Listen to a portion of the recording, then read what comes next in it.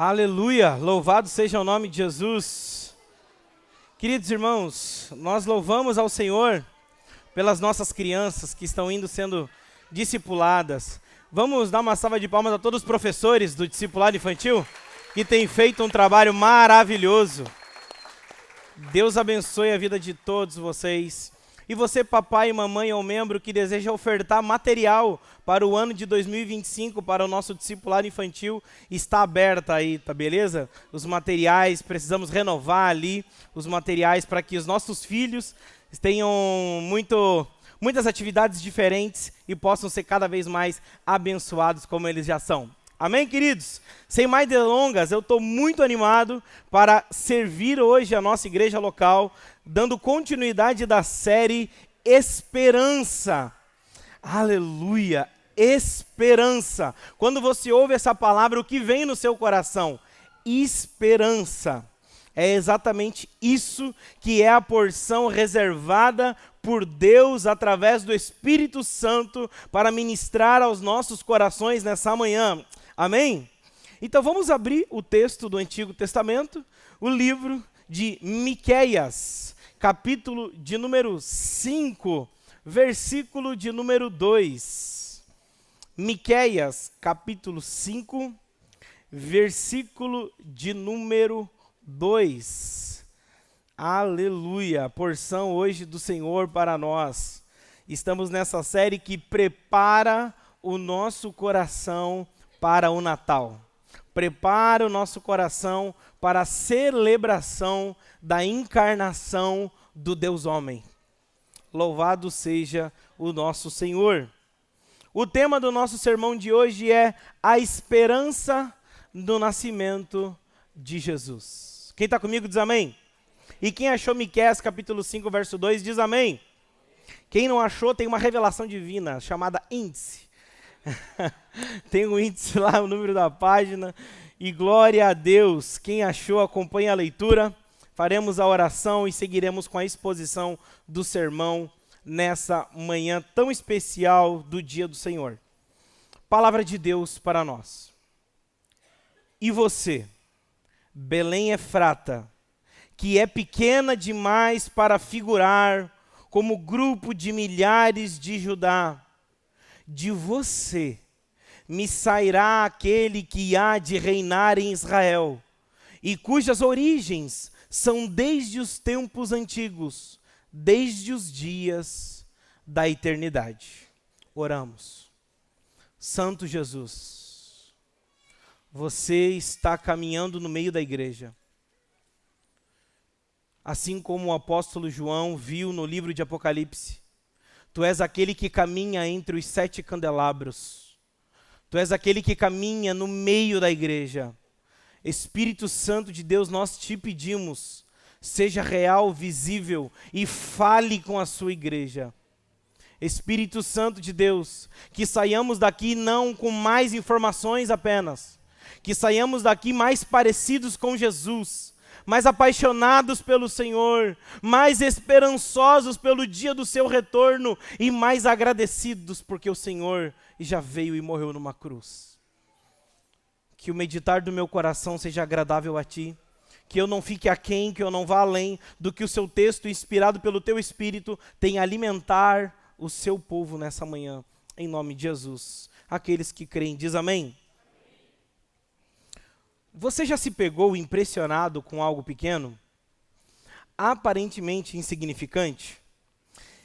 E essa situação aparentemente insignificante, ou esse objeto aparentemente pequeno, acabou transformando toda uma situação e desafiando toda a sua expectativa. Esse é o tipo de surpresa que encontramos em um termo chamado ironia divina. Nos tempos em que Aristóteles ensinava, ele associou a ironia ao contraste entre expectativa e realidade. Se voltarmos historicamente no teatro grego, a ironia muitas vezes deixava o público surpreso e até mesmo rindo. Partindo desse pressuposto, partindo dessa ideia, mais no período, no desenrolar da história, o filósofo Kierkegaard, ele vai dizer que o bom humor divino contradiz as nossas expectativas para nos mostrar o quão pequenos somos e quão Deus grande Ele é. É interessante que é exatamente isso que encontramos na história do nascimento de Jesus. Uma ironia divina. Deus usando a pequenez de uma cidade chamada Belém e a fragilidade de um bebê para nos mostrar a grandeza da sua glória. Deus, através da história da encarnação de Jesus e da cidade na qual Jesus nasceu, Belém, usa essa pequena cidade e um pequeno bebê para demonstrar a grandeza da sua glória. É exatamente isso que Deus revela, que a sua verdadeira glória não está onde esperamos encontrá-la, mas onde Deus decide manifestá-la. O mundo esperava um rei como Saul. O mundo esperava que Deus enviasse espadas.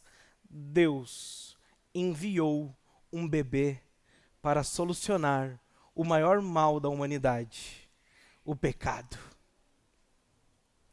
Vamos ao contexto histórico de Miqueias. A profecia de Miqueias sobre o nascimento de Cristo não é apenas a passagem mais conhecida deste livro. Na verdade, ela é a promessa central de toda a sua mensagem. O livro de Miqueias é estruturado em 2 oráculos de julgamento, que emolduram um grande oráculo da salvação.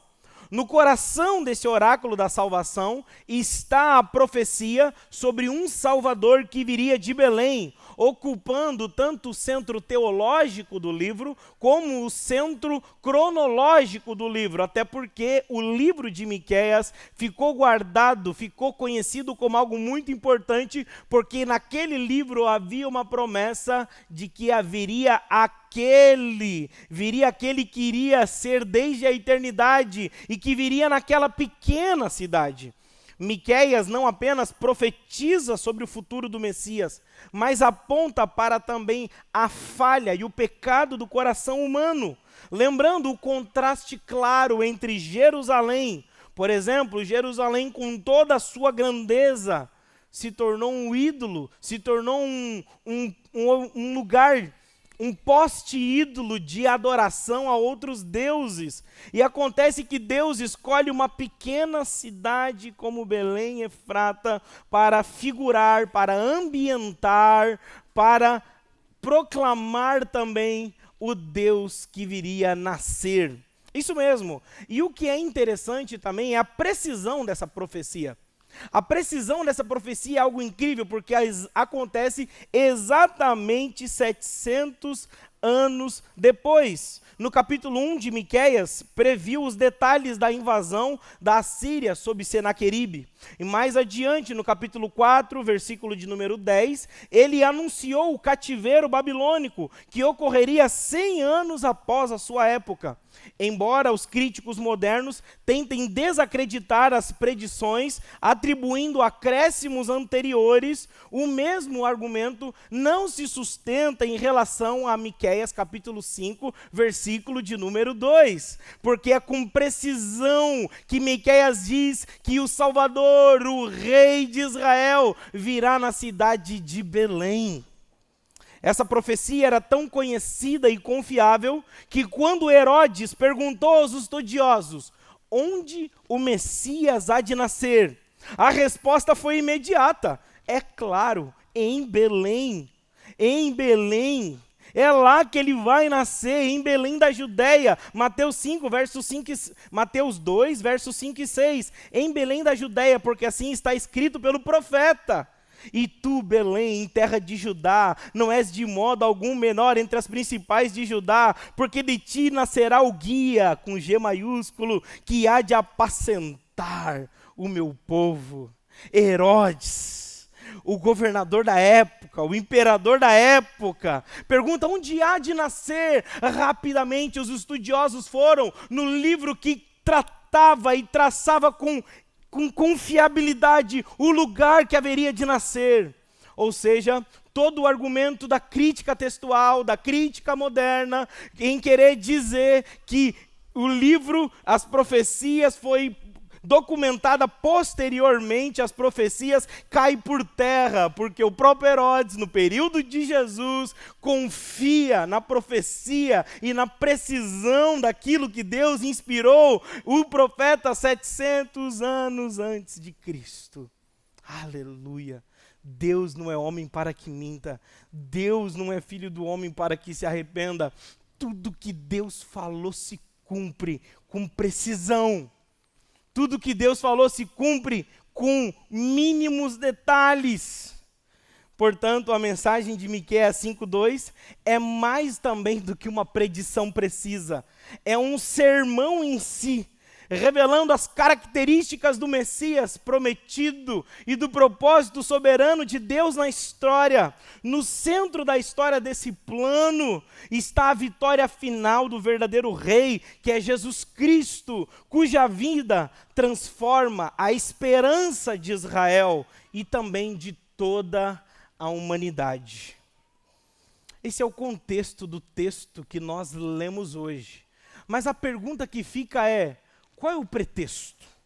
Nós entendemos o texto, a confiabilidade dele, nós entendemos o contexto que foi profetizado, que há uma confiabilidade histórica, que há uma predição precisa, e existe uma metanarrativa central cortando e... Sabe um fio de costura, quando vai organizando toda a roupa? O fio de costura dessa história é o nascimento de Jesus. Essa metanarrativa, o evangelho sendo desenrolado, nós entendemos isso, mas acontece, por que Deus está falando isso? Eu organizei esse sermão em poucos pontos para nós nessa manhã, até porque o contexto histórico já seria um ponto para nós. Mas o primeiro ponto que nós iremos desenvolver é a importância de uma cidade pequena, a importância de Belém. Como é que pode uma cidade tão pequena figurar, ser palco para uma história tão grande? É interessante que muitas das vezes no Antigo Testamento, as pessoas colocavam nome em cidades com o objetivo de dizer algo que um dia a cidade haveria de se tornar. Então, a cidade chamada Belém Efrata significa casa do pão em abundância. Casa de pão em abundância. E acontece que isso era comum no período do Antigo Testamento, a verdade até hoje. Os pais colocam o nome nos seus filhos e a gente gosta e nós queremos que aquela história faça parte da vida daquela pessoa. Nós não colocamos nomes sem pensar no significado deles. Na verdade, nós colocamos nome justamente pelo seu significado. Por isso que o anjo, quando chega a anunciar a vinda de Jesus Cristo, vai falar que ele é o Emanuel, ele é o Deus conosco. Então, o significado desse nome revelava o quê? A sua missão.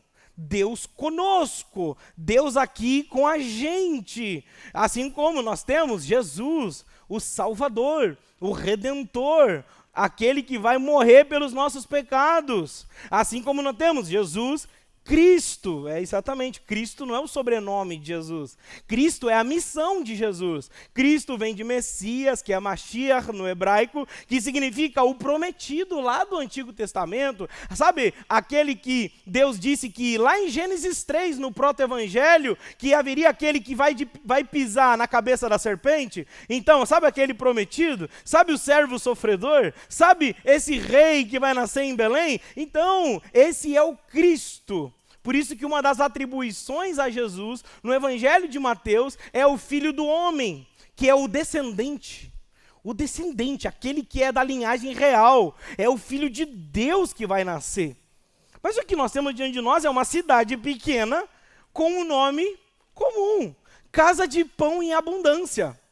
Acontece que isso tem tudo a ver com a história de Jesus. Abra comigo o Evangelho segundo João, capítulo de número 6, versículo de número 35. Evangelho de João, capítulo de número 6, versículo de número 35. Vamos caminhar na palavra de Deus.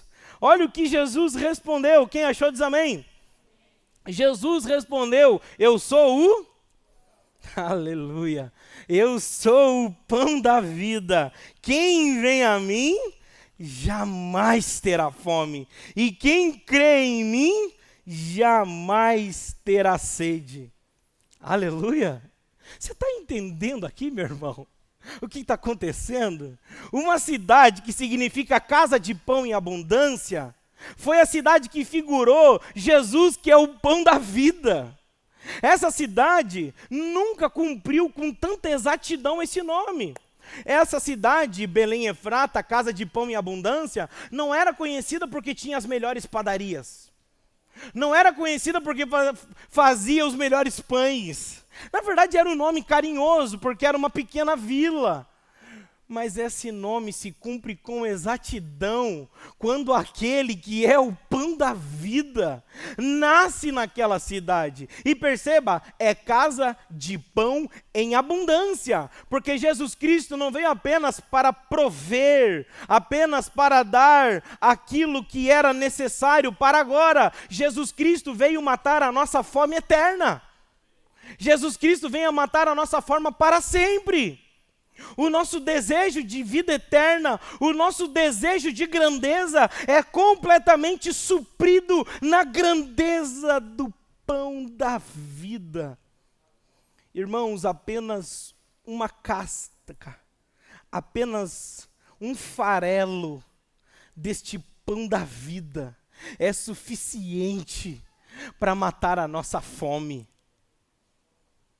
E, irmãos, todos os banquetes desse mundo, os maiores manjares dessa terra, os melhores sushis feitos pelos melhores chefes, as melhores comidas feitas pelos melhores chefes, mesmo que feitas em abundância, nós comemos, nos alegramos, saboreamos em nome de Jesus. Olha para quem vai pagar o sushi hoje para você aí, para o teu lado.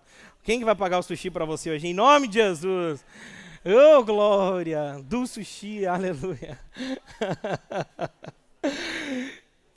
Irmãos, nós comemos as melhores comidas, nós comemos os melhores pratos, e isso é bom, e que Deus faça cada vez mais nós comermos e termos prazer na experiência da gastronomia, mas entenda uma coisa, no que tange, em contraste, em comparação com Jesus, que é o pão da vida, nenhum manjar dessa terra se compara àquele que é o pão que sacia a minha alma, que sacia o meu coração, que mata a minha fome, que sacia a minha alma.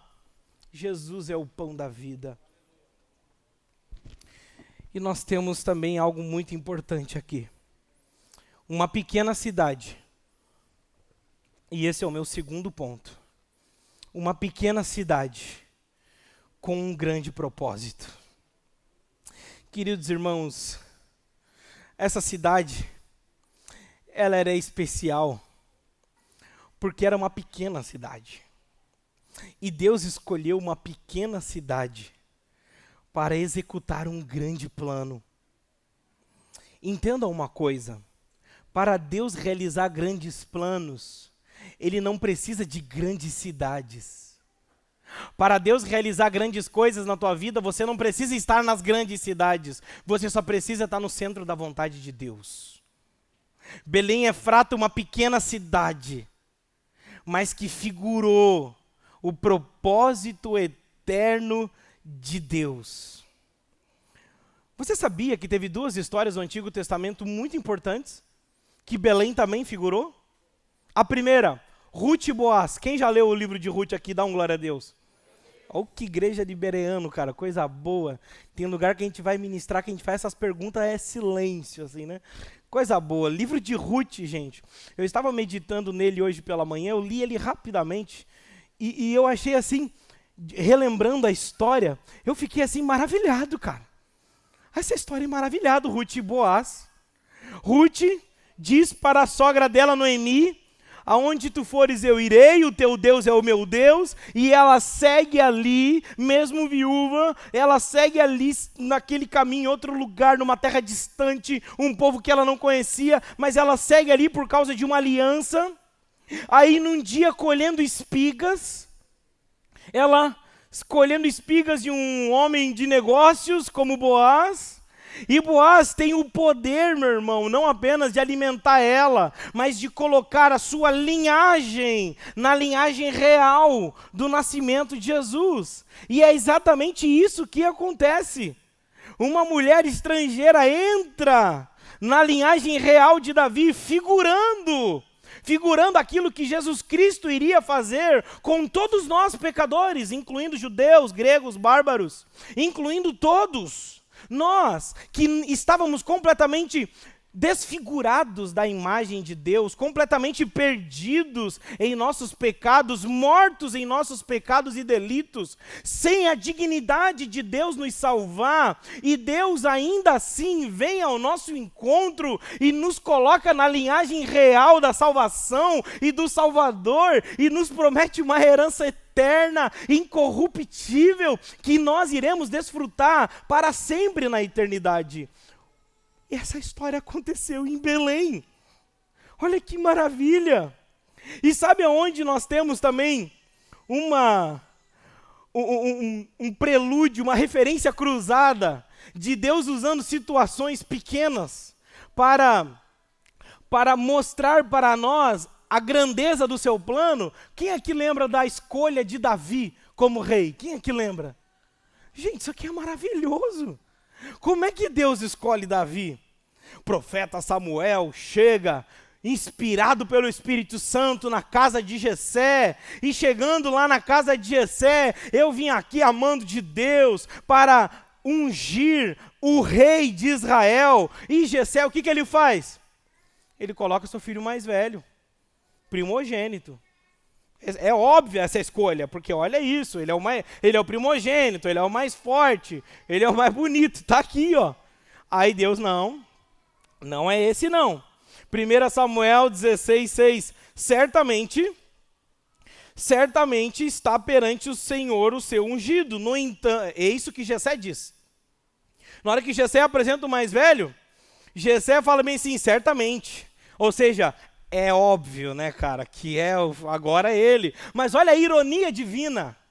Olha a ironia divina. Não é esse não. Querido, não é esse. Ao ponto que o profeta pergunta, acabaram-se todos? Acabaram-se todos? Passaram todos e acabou? Cadê? Acabou todos os seus filhos? Profeta Samuel, será que eu estou doido? Estou ouvindo vozes? Ou é realmente Deus que falou para mim que seria nessa casa? Que seria da família de Jessé? Aí ele falou bem assim, tem um lá.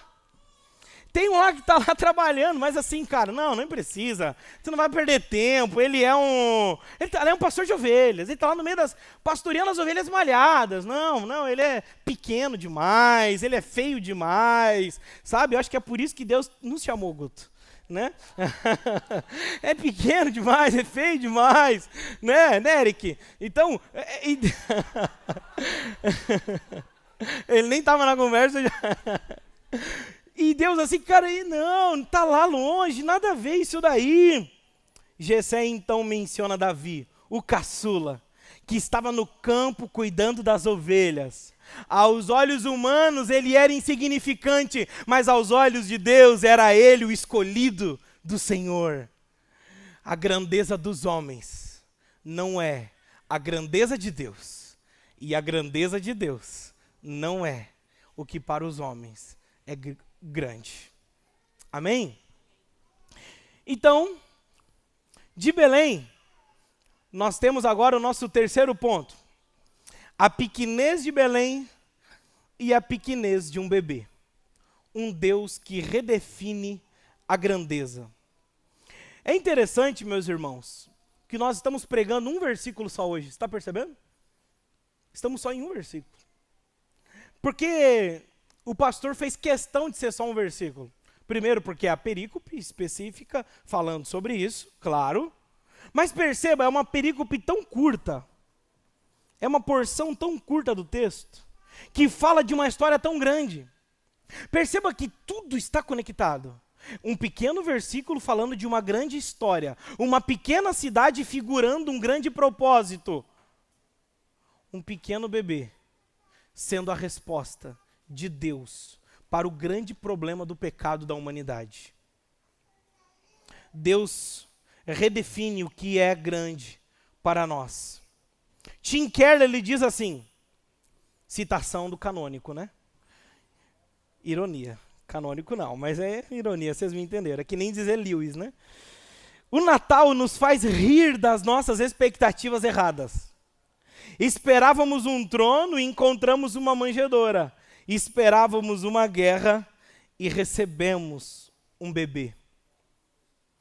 A ironia dessa história é que Deus mudou o mundo através de um bebê. Deus, em uma pequena cidade, estava prefigurando aquilo que Ele iria fazer e está fazendo nos nossos dias, até os dias de hoje. Queridos irmãos, o Natal nos diz que não podemos salvar a nós mesmos. O Messias não veio como um guerreiro poderoso, ou como um político influente. Ele veio como um bebê. Sabe por quê? Porque a salvação não é algo que construímos, a salvação é algo que recebemos.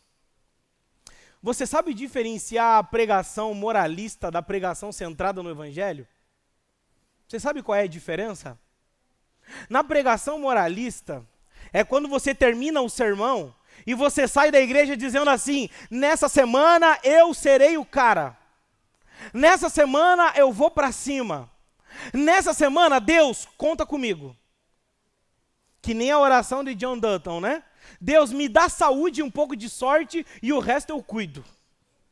Né? Deus, eu vou para cima. Para quem não sabe, John Dutton é o protagonista da Yellowstone, da série, né? Deus, dá um pouco de saúde, um pouco de sorte aí, e o resto eu vou para cima, Deus. Conta comigo. Deixa para mim que, depois desse sermão, pastor, eu tô saindo daqui e quem me viu passar na prova e não me ajudou. E essa semana vai me ver na bênção e vai se arrepender. Eles vão estar entre a plateia, eu vou estar no palco e eles vão olhar para mim e vão ver Jesus. Jesus. Eu não sei que Jesus é esse, né? Mas as pessoas vão ver minha grandeza. Essa é a pregação moralista. É a pregação que me coloca no centro. Mas a pregação do Evangelho é quando termina o sermão e a gente reage dessa forma. Ufa! Graças a Deus por Jesus Cristo. Ufa! Graças a Deus pelo Evangelho. Ufa! Não há nada que eu faça para agradar a Deus. Ufa! Ainda bem por causa de Jesus Cristo. Porque o Evangelho não é uma história do que Deus irá fazer no futuro, e nós precisamos obedecer para ser salvo. O Evangelho é uma história que aconteceu no passado, daquilo que Cristo fez na cruz, e pelo que Cristo fez na cruz, nós dizemos, ufa, graças a Deus por Jesus Cristo. Certa vez tentaram pegar esse Sproul, né? O teólogozão aí, já que tu é o sabichão, me conta aí, por que Deus escolhe salvar alguns, outros não? Sabe aquela pergunta bem de serpente, assim? Né? Aquelas perguntas bem serpenticiosas. E daí, o Sproul olha para a pessoa assim, e fala bem assim, a pergunta está errada. Não é porque que Deus escolhe salvar uns e outros não. A pergunta é, por que Deus, sendo triplamente santo, escolhe ainda salvar alguém? Por que Deus ainda escolhe salvar alguém? Se Deus não quisesse salvar ninguém, irmãos, nós estávamos assim, ainda dele sendo justo. E recebendo o que para nós era justiça. O que era justo para nós. Quando nós não entendemos a má notícia do Evangelho, antes da boa notícia, nós começamos a nos achar grandes demais. Nós começamos a nos achar empoderados demais. Começamos a nos achar demais, que somos grandes demais, que a minha fé, O evangelho é o mediador entre eu e a minha bênção. O evangelho é o mediador entre eu e o meu sonho. O evangelho é o mediador entre eu e aquilo que eu sempre sonhei. E eu começo a criar essas narrativas de que Jesus é uma escada que eu subo para alcançar o meu sucesso. Mas quando eu entendo a má notícia do evangelho que diz, Romanos 3:23, todos pecaram e todos carecem da glória de Deus, eu começo a me colocar no lugar de pequeno. Irmãos, nessa manhã,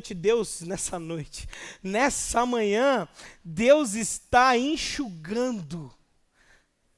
Deus está estourando os balões que nós enchemos com a nossa vaidade. Alguns sonhos que nós construímos eram balões, que nós sopramos, com a força da vaidade, com a força do ego, com um desejo de grandeza, e nessa manhã Deus está estourando esses balões. Sabe por que Deus está fazendo isso? Para nos colocar no nosso lugar, para não nos perder. Você sabia que tem coisas que Deus não nos dá para não nos perder? Você sabia que tem orações que Deus não responde? Não porque Ele não quer responder, mas é porque Ele não quer nos perder. É porque Ele quer nos manter de joelhos dobrados. Cadê aquele fervor que a gente orava? Cadê aquela paixão? Cadê aquela paixão dos primeiros dias de oração? Cadê os jejuns? Cadê? Hoje a gente, para orar, quando a gente está sofrendo, irmãos, a nossa vida de oração tem que estar num lugar supratemporal. Tá tudo bem, eu estou orando. Tá dando tudo errado, eu estou orando, buscando a Deus, porque a nossa paixão por Jesus não é balizada com as emoções do dia a dia. Cadê aquela paixão por Jesus? Você sabia que o segredo para os nossos relacionamentos sempre darem certos é um coração quebrantado? A maioria das crises de relacionamento acontece porque são dois vaidosos tentando ter a razão. É necessário vivermos um cristianismo, gente, não em busca da razão, mas um cristianismo de cruz, de renúncia. Eu sei que isso não tem muito a ver com o que o nosso coração deseja. O nosso coração quer grandeza, quer sempre estar certo, quer sempre conquistar. Mas é exatamente muitas vezes a busca pela grandeza que vai fazer com que a gente viva e seja pequeno diante dos olhos de Deus. Se nós desejamos ser grandes aos olhos de Deus, nós precisamos entender a nossa pequenez diante dEle. Nós precisamos entender a nossa pequenez diante dEle, nós somos pequenos. E entendendo a nossa pequenez, a gente tem que se jogar aos pés dEle. Nós temos que reagir, nós temos que responder à grandeza da obra do Evangelho. Queridos irmãos, sabe por que muitas das vezes nós não conseguimos na nossa vida ver as coisas que Deus enxerga como grande? Porque para nós o Evangelho é pequeno. Porque para nós o Evangelho é uma história só que aconteceu lá no passado. Ei, pastor, o Evangelho é lá salvação. O que eu quero agora é outras coisas. Obrigado, Jesus, por me salvar. Agora eu estou na igreja. Agora está dando bênção. Glória a Deus, Jesus, por me salvar. Agora conta comigo. Agora eu vou viver minha vida. Agora eu vou fazer as coisas do meu jeito. Romanos 8. Deixa eu te contar uma boa notícia. Romanos 8 vai dizer que aquele que nos predestinou, este também nos chamou, este também nos justificou e este também nos glorificará. Olha que maravilha. Em que estágio nós estamos nessa timeline, nessa sequência da redenção? Aqui nós temos uma sequência. Deus nos predestinou, Deus nos chamou, Deus nos justificou e Deus vai nos glorificar. Olha que interessante. Tem coisas que a gente não precisa de hebraico, grego, nem língua estranha, precisa da língua portuguesa. Predestinou, passado. Justificou, passado. Predestinou, passado. Chamou, passado. Justificou, passado. Glorificar, futuro. Existe uma coisa que ainda vai ser completa na nossa vida, que é a glorificação, amém? Lembra com o pastor, a salvação tem 3 estágios, amém? Justificação, quem lembra? Santificação e... Pode falar, crente, pode ir. Glorificação. O que significa a justificação? Deus me salvou. O que significa a santificação? Deus está me salvando. O que significa a glorificação? Deus irá me salvar. Que chegará o dia em que nós vamos estar em perfeita comunhão com Ele. Amém? Então a gente pensa assim, não, essa obra do Evangelho é só porque Ele me predestinou, me chamou, me justificou. Então é claro que Ele vai me glorificar. Então eu vou ficar aqui sentado em berços esplêndidos. E essa história do Evangelho só é algo que eu vivo no domingo na igreja. Na segunda-feira eu sou o dono. E as mãos que adoram a Deus no domingo é as mãos que abaixam na segunda para dizer que agora é comigo Deus. Irmãos, Deus não quer ser sócio de ninguém. Ou Ele é dono ou Ele não é nada. Ou Ele é dono, não é nem sócio majoritário. Deus não quer 51%. Deus quer toda a nossa vida. Existem 2 tipos de pessoas no reino de Deus: as multidões e os discípulos. Abra comigo o Evangelho de Mateus, capítulo 4, versículo de número 26. Versículo de número 26, olha que interessante. Evangelho de Mateus, capítulo 4, versículo de número 26. 23 a 25. Olha o que diz ali, todos acharam? Diz amém? Jesus percorria toda a Galiléia, ensinando nas sinagogas, pregando o evangelho do reino e curando todo tipo de doenças e enfermidades entre o povo. E a sua fama correu por toda a Síria. Trouxeram-lhe então todos os doentes, acometidos de várias enfermidades e tormentos, endemoniados, epiléticos, paralíticos, ele os curou. E da Galiléia, de Decápolis, Jerusalém, da Judéia e do outro lado do Jordão, numerosas multidões o seguiam. Segue capítulo 5, que continua a mesma história. Ao ver as multidões, Jesus subiu ao monte e ele se assentou e os seus discípulos se aproximaram dele. Então ele passou a ensiná-lo. Vamos fazer uma exegese coletiva aqui. Quais são os personagens dessa história? Multidões e discípulos, amém? O que as multidões estavam ganhando e recebendo? Cura, milagre, aleluia, glória a Deus. Levanta a cara, paralítico, cego vendo, aleluia, glória a Deus. Capítulo 5, ao ver as multidões, o que Jesus fez? Subiu aonde? No monte. Sabe o que isso significa? Quando um mestre sobe no monte, significa assim, beleza, eu já curei geral, né? Licença poética aqui, com licença, né? Eu curei todo mundo, curei geral, agora eu vou sentar aqui, e quem quer algo além da bênção? Quem quer algo além da cura? Eu quero ensinar algo, quem quer algo além? Quem que se aproximou de Jesus? As multidões estavam sendo curadas? Os discípulos de Jesus. Que tipo de cristão nós somos? Aqueles que se aproximam de Jesus pelas bênçãos, pelos milagres? Ou nós somos discípulos de Jesus, que é Jesus? Se você não quiser fazer milagre, não quiser fazer bênção, tá tudo bem, o que eu quero é você, Jesus. Eu quero você, Jesus. O que mais importa para mim é você, Jesus. Jesus, eu quero você. Eu quero a tua presença, Jesus. Eu quero os seus ensinamentos, Jesus. O que era grande para os olhos das multidões? Os milagres. O que era grande para os olhos dos discípulos? A presença de Jesus. Os ensinamentos de Jesus. O que é grande para os nossos olhos? Aqui eu concluo. O que é grande para os nossos olhos? O que é grande hoje? A respeito de Deus. O que nós valorizamos num culto? Vamos aplicar o sermão. Quando eu chego num culto e está todo mundo sendo curado, é isso que eu valorizo? Milagres, curas.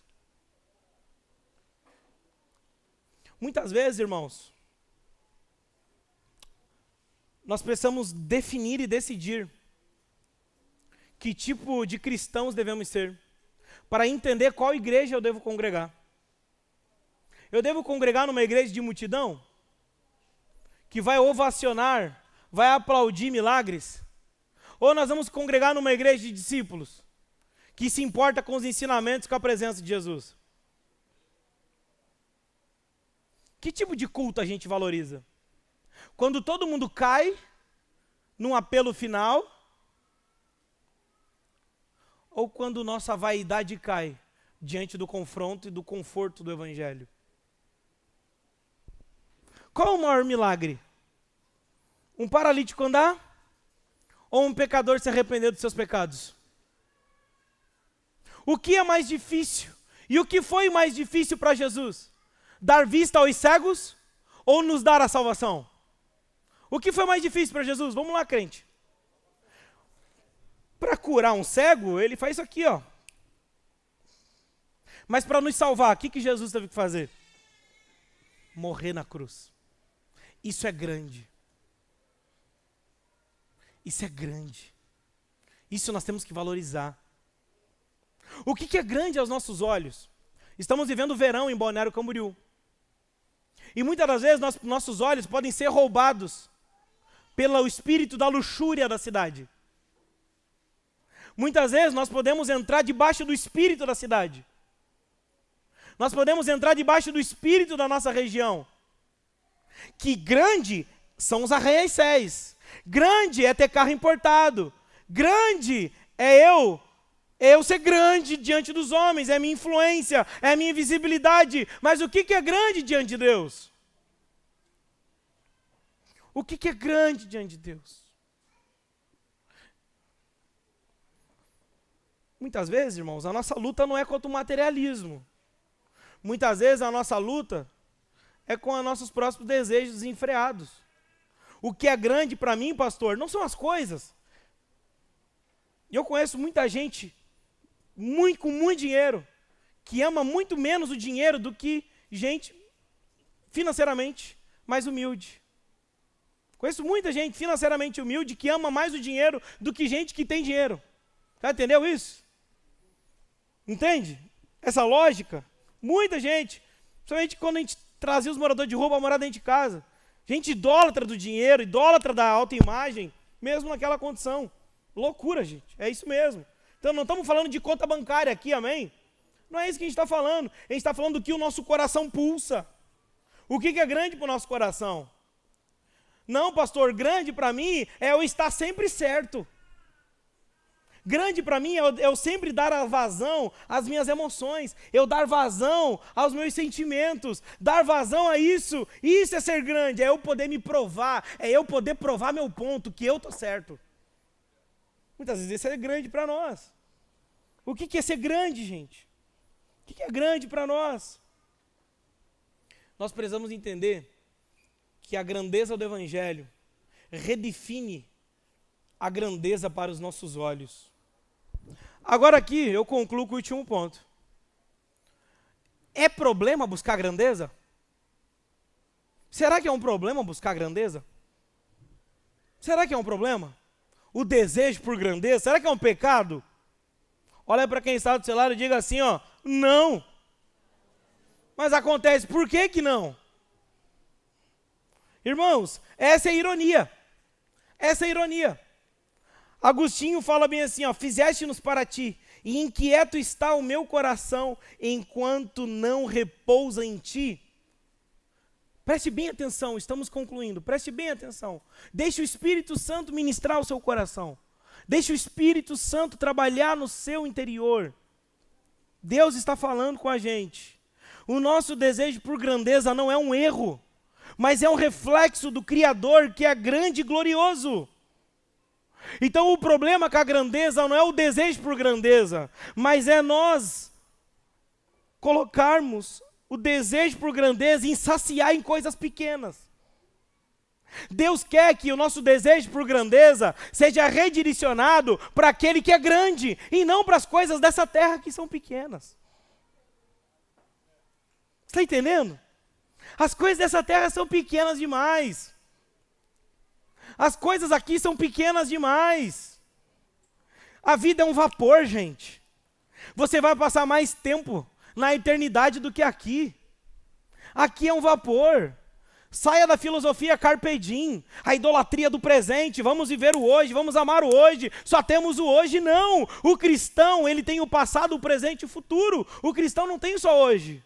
O cristão, quando ele olha para o passado, ele olha a cruz, e a cruz redefine toda a sua vida. Quando ele olha para o passado, ele não vê os seus pecados. Quando ele olha para o passado, ele vê Jesus Cristo na cruz, imolado pelos seus pecados. O cristão, quando olha para o futuro, ele olha além da realização dos seus sonhos. Ele olha além das bênçãos que Deus vai nos entregar. O cristão, quando ele olha para o futuro, o discípulo de Jesus, quando olha para o futuro, ele vê a nova Jerusalém descendo. Ele vê Jesus Cristo retornando e colocando nesta terra o reino de Deus.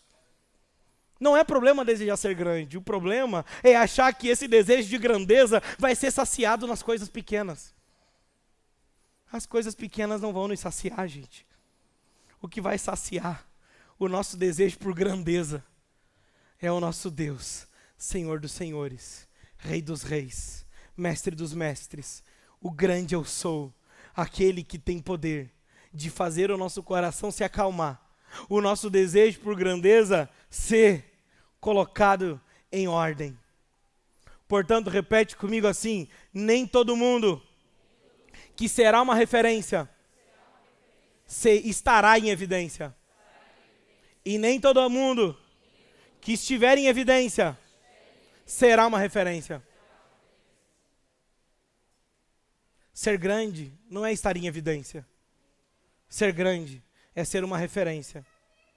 E nem toda referência necessariamente precisa estar em evidência. Que essa máquina que joga um peso nas nossas costas, de que nós temos que ficar famosos com os nossos hobbies, com os nossos talentos, de que a gente precisa bater 100.000 de seguidores até o final do ano, de que a gente precisa chegar a 1 milhão de seguidores, não é isso que diz quem somos. Quem diz o que somos está lá na cruz. É isso que somos. Que esse rolo compressor da vida digital não esmague o que realmente importa e é grande, que é a presença de Jesus, os ensinamentos de Jesus, a comunhão com uma igreja local, a fidelidade no casamento, a presença e a paternidade dos pais com os seus filhos. Isso é grande. Isso é grande. Isso é grande. Ainda que não nos torne famosos, isso é grande. Amém?